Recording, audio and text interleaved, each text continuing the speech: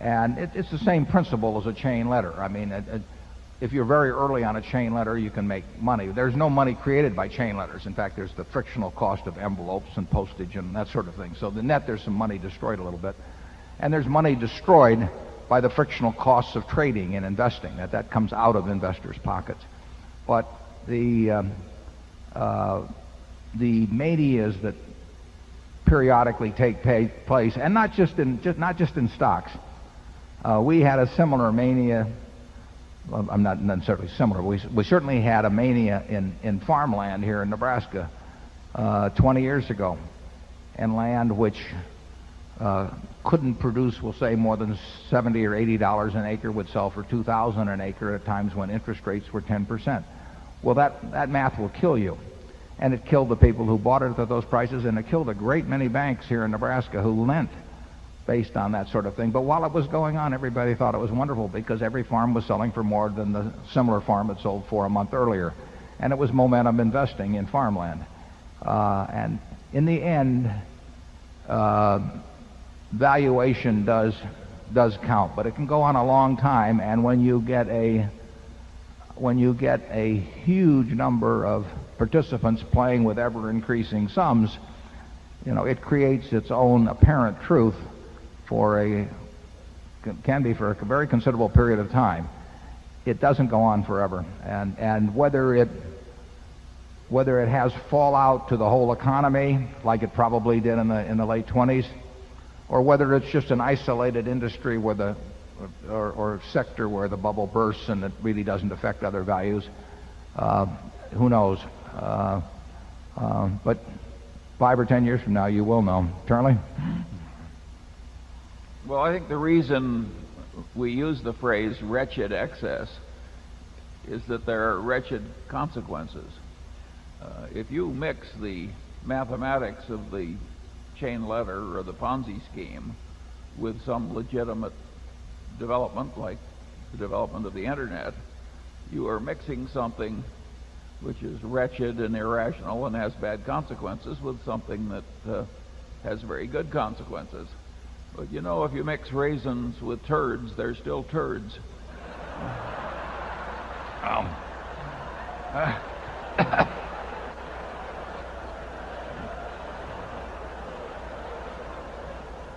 That's why they have me write the annual report.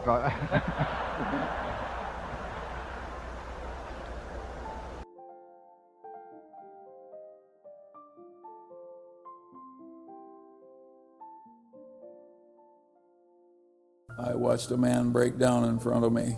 He was 62 years old, worked 35 years at the same company, good salary, good benefits, did everything right, or so he thought. He had $47,000 saved for retirement, $47,000. After 35 years, he sat across from me, hands shaking, and asked, "Charlie, what do I do?" And I didn't have the heart to tell him the truth. There was nothing he could do.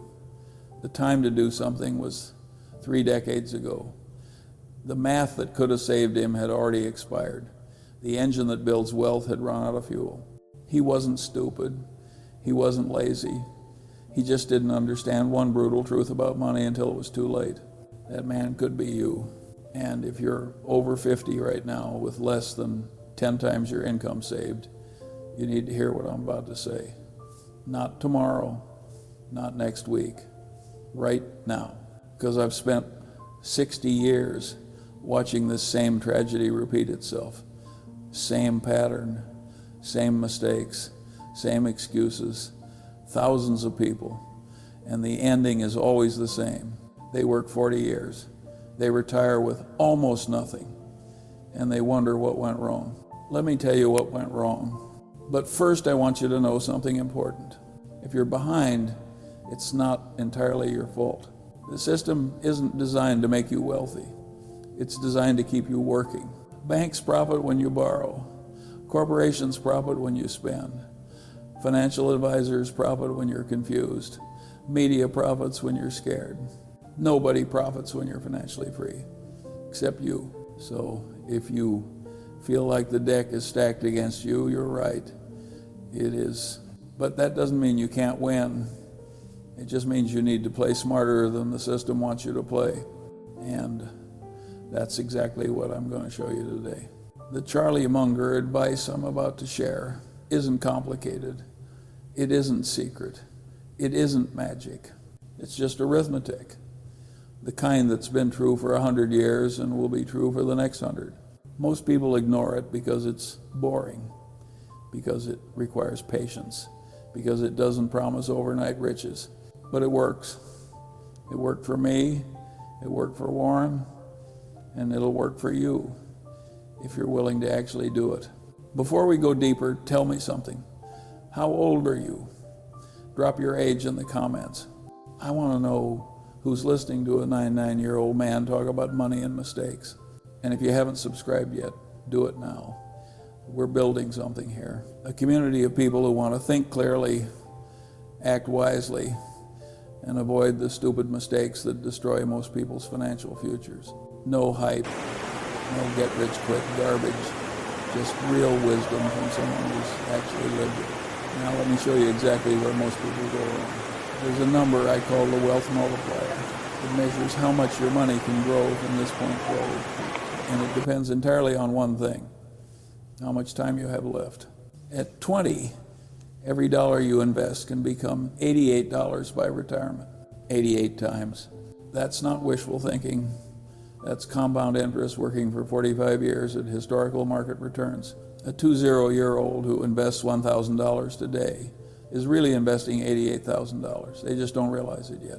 At 30, that multiplier drops to 23 times. Still powerful.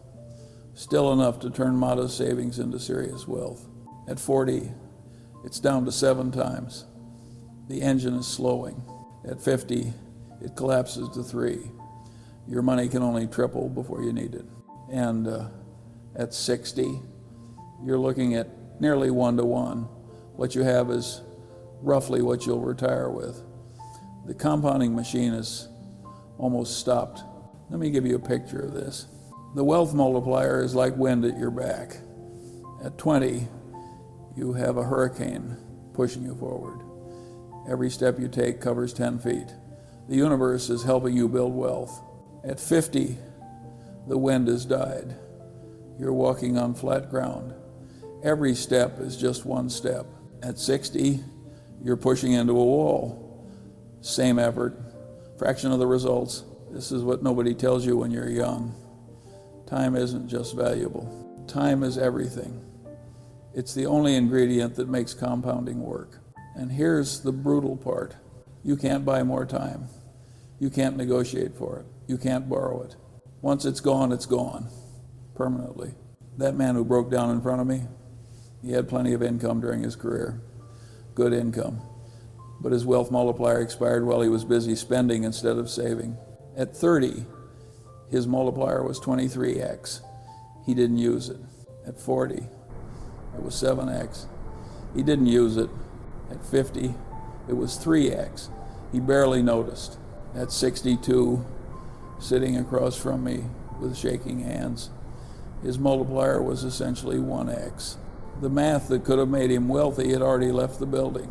So let me ask you directly, what's your wealth multiplier right now? How many years until 65? That's roughly your multiplier if you invest today in broad market index funds. 15 years left? Maybe 4x. 10 years left? Maybe 2.5x. 5 years left? Maybe 1.5x. That's not pessimism. That's arithmetic. And arithmetic doesn't care about your feelings. The question is, what are you going to do with whatever multiplier you have left? But understanding time isn't enough, because there's a second trap that kills even people who start early. I call it the income lie. Most people believe income equals wealth. Wrong. Completely wrong. Income is what flows through your hands. Wealth is what stays. They are completely different things. Let me show you the data. The average American household in their 50 seconds earns about $104,000 per year, peak earning years. Good money by any standard. And what do they have to show for it? $67,000 in liquid assets. After 30 years of working, after reaching peak income, They haven't even saved 1 year's salary. They're at 0.6 times their income. Meanwhile, the financially disciplined earning similar incomes have accumulated $1.6 million by the same age. Same decades, same economy, same opportunities, 24 times more wealth. What did they do differently? They understood something the average American never figures out. Your job is not your wealth. Your investments are your wealth. Your job is just the pipe that funds your investments. Think of it like plumbing. Money flows through the pipe. If there's no bucket underneath to catch it, it just drains away. Doesn't matter how big the pipe is. Doesn't matter how fast the water flows. No bucket, no wealth. I knew a surgeon once. Made $600,000 a year. Beautiful house, luxury cars, country club membership, the whole show. He retired at 65 with less than $400,000. A plumber I met earned maybe $80,000 his whole career. Same modest house for 40 years. Drove used trucks. Never joined anything fancy. He retired with $1.8 million. The surgeon thought his income was his wealth. The plumber understood the difference. The surgeon had a massive pipe and no bucket. The plumber had a modest pipe and a huge bucket. Guess who won? Here's the Charlie Munger investing principle that separates outcomes. It's not what you make. It's the gap between what you make and what you spend. That gap, compounded over decades, is where wealth lives. Kill the gap, kill your future. I've watched doctors, lawyers, executives, people who made millions end up with almost nothing. They spent every dollar. They upgraded their lifestyle every time they got a raise. They assumed their high income would save them. It didn't. The graveyard of rich fools is crowded. This leads to a fundamental shift in how you need to think about money. And this might be the most important thing I tell you today. Most people think like employees. Money comes in, money goes out. The goal is to keep inflows slightly ahead of outflows and hope for the best. Trade time for money. Spend the money. Repeat until you're too old to trade anymore. That's employee thinking. The financially free think like owners. Every dollar is evaluated not by what it can buy today, but by what it can become tomorrow. Money isn't for spending. Money is raw material for building an army of assets that work 24 hours a day, 7 days a week. Employee thinks, I work for money. Owner thinks, my money works for me. Employee thinks, I'll save what's left after spending. Owner thinks, I'll spend what's left after saving. Employee thinks, I need a higher salary. Owner thinks, I need a higher savings rate. Same reality, different lens, completely different outcomes. I met a janitor once, worked at a university for 40 years, never made more than $35,000 in his life. When he died, he left $8 million to charity. Everyone was shocked. How did a janitor become a multimillionaire? Simple. He thought like an owner. Every paycheck, he bought dividend stocks. He never sold. He reinvested every dividend. For 40 years, he didn't have a high income. He had the right mindset. Meanwhile, I know physicians who earned $400,000 per year and retired broke. They thought like employees. Money in, money out, nothing left. The janitor retired a millionaire. The doctors retired with anxiety. Identity drives behavior. Behavior drives outcomes. Here's your test. When your next paycheck arrives, what's your first thought? What can I buy? Employee, what can I invest? Owner, be honest with yourself. Which one are you? And more importantly, which one do you want to become? Here's what you do. Before your next paycheck arrives, decide exactly how much goes to investments, not what's left over. The first cut. Treat it like a bill you cannot skip, 20% minimum. That's the baseline for the simple path to wealth. If you're behind, 25%, 30%, whatever you can manage without destroying your life. Pay yourself first, then live on the rest. That's not just advice. That's the difference between retiring free and working until you drop. So where should you actually be? Let me give you the exact numbers. These aren't my opinions. These are the milestones that separate those who achieve financial independence over 50 from those who work until they die. By age 50, you should have 6.4 times your annual income in liquid investments. By 55, you should have 10 times. By 60, you should have 13.7 times. By 65, you should have 20 times.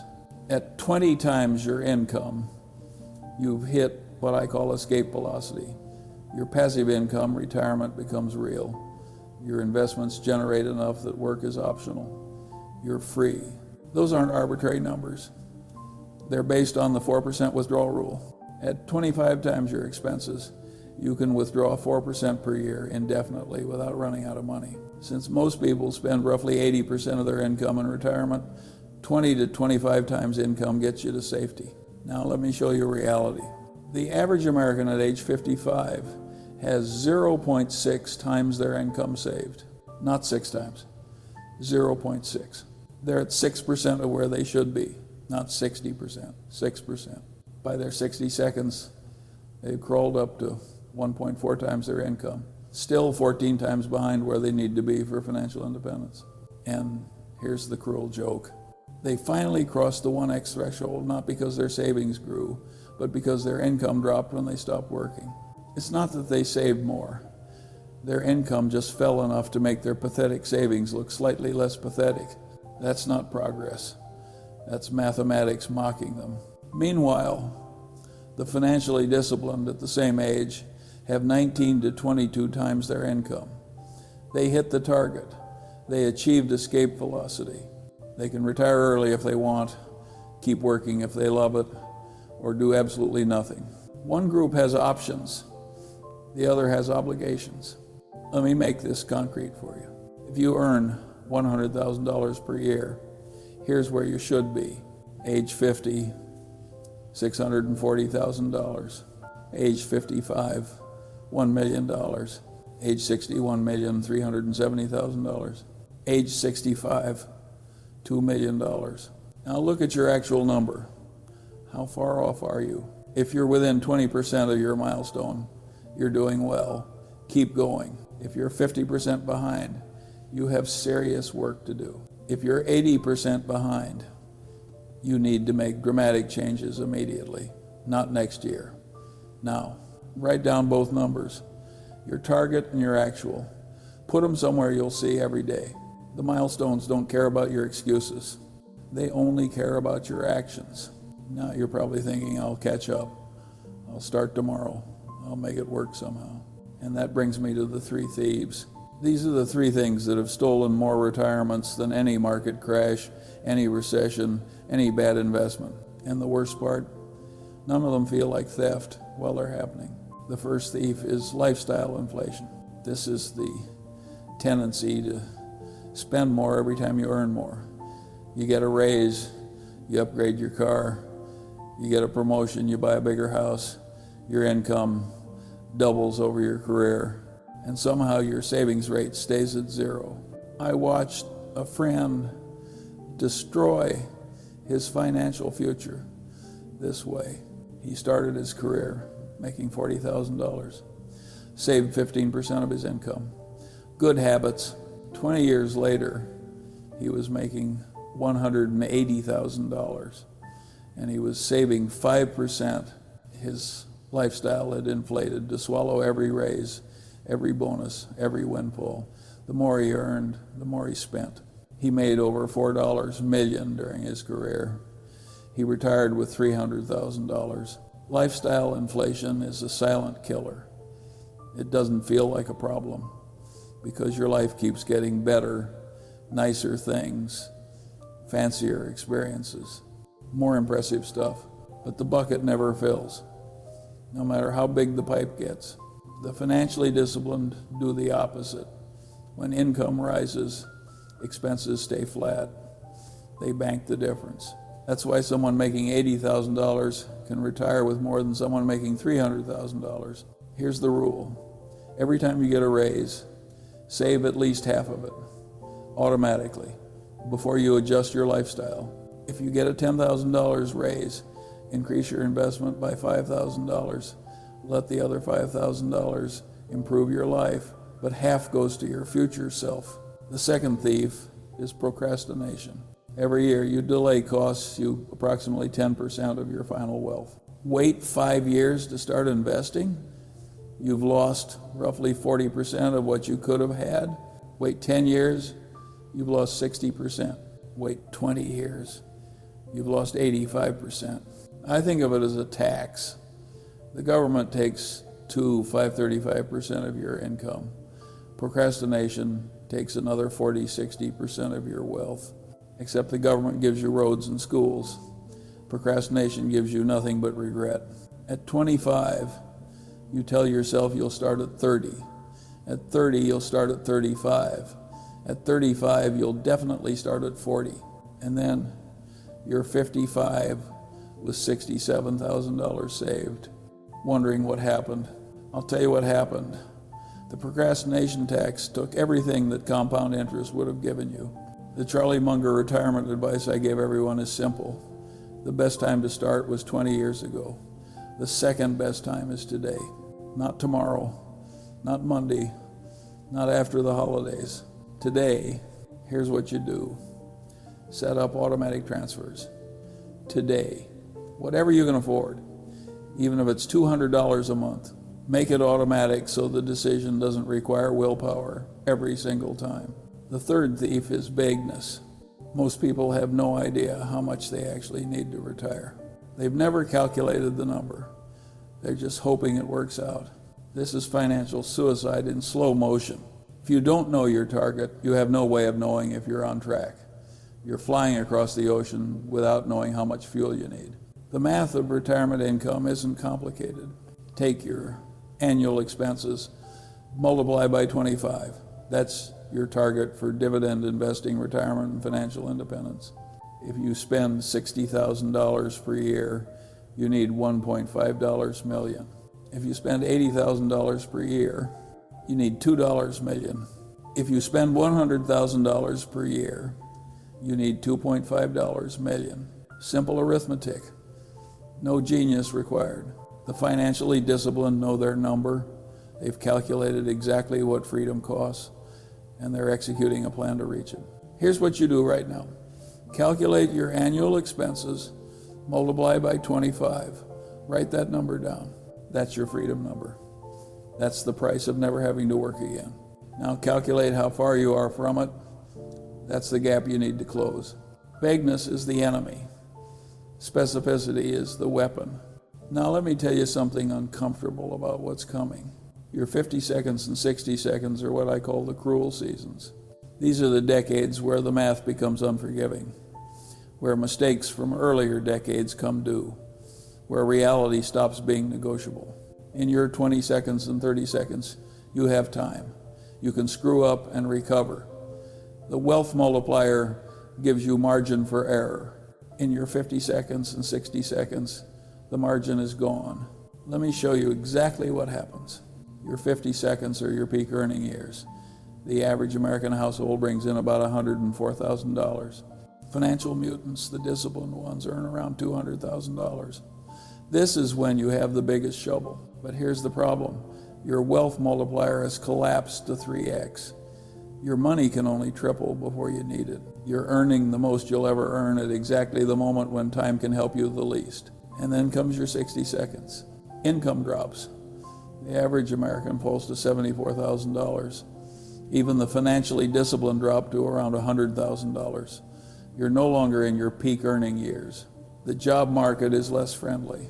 Your energy isn't what it was. This is exactly when you need your investments to carry you. For the financially disciplined, this is fine. They have $2 million or more. Their money generates retirement income, whether they work or not. They've achieved financial independence over 50. Work is optional. For the average American, this is catastrophe. They have $103,000 in assets. That's maybe 3 years of survival.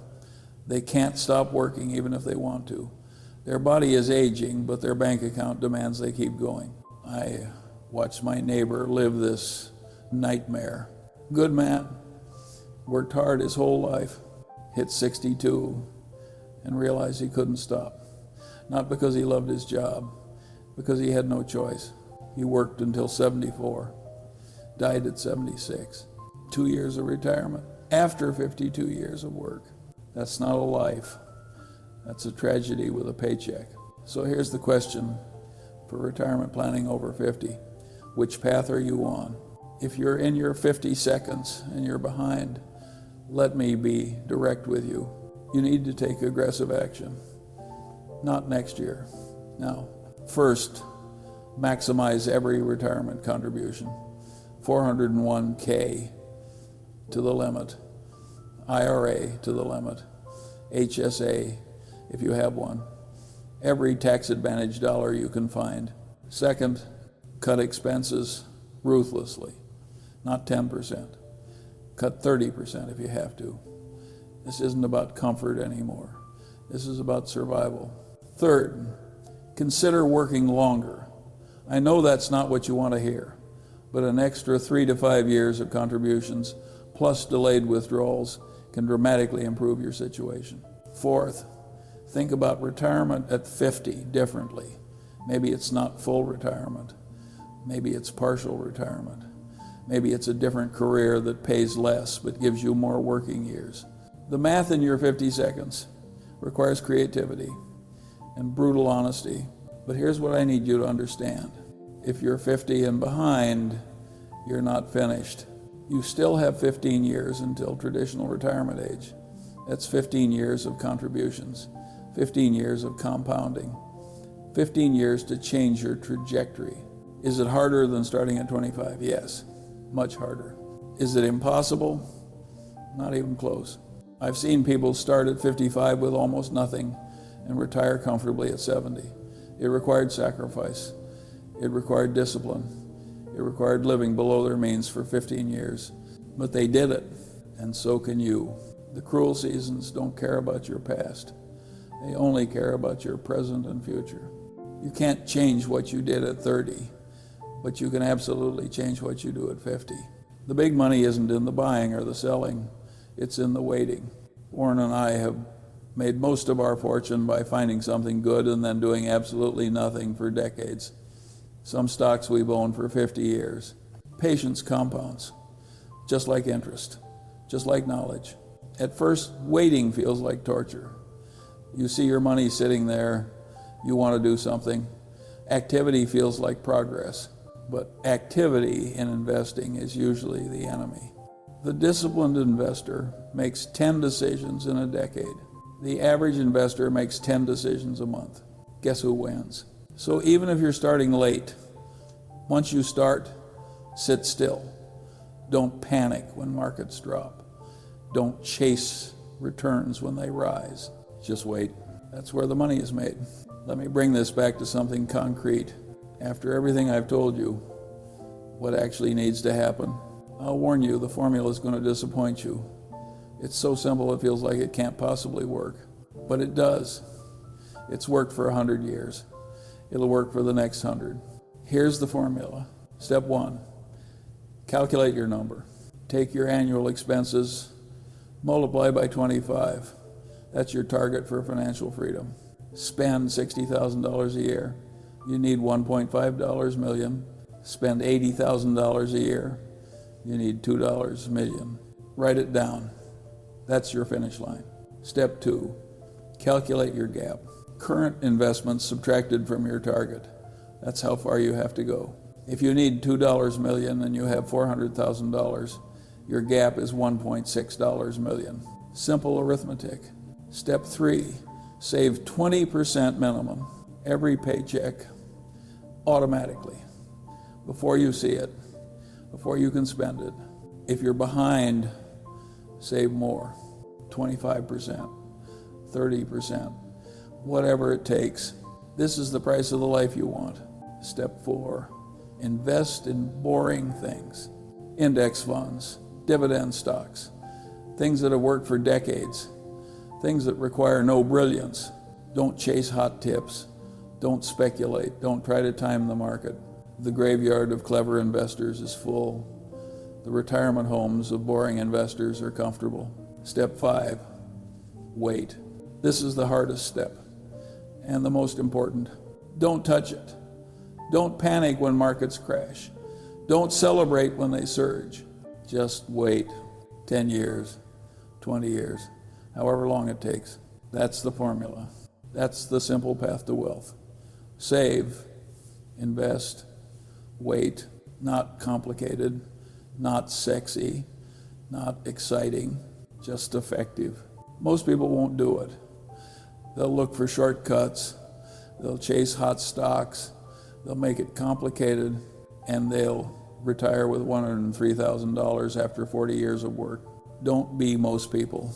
Let me leave you with this. I've lived nearly a century. I've made billions. I've lost millions. I've watched fortunes built and destroyed. And if I could go back and tell my younger self one thing, it would be this. The goal isn't to die rich. The goal is to live free. Free from worry. Free from obligation. Free from the desperate scramble of working until your body gives up because your money already did. Financial independence isn't about luxury. It's about options. It's about waking up and choosing what you want to do, not what you have to do. Most people never get there. Not because they can't, because they won't. They won't save when it's hard. They won't wait when it's boring.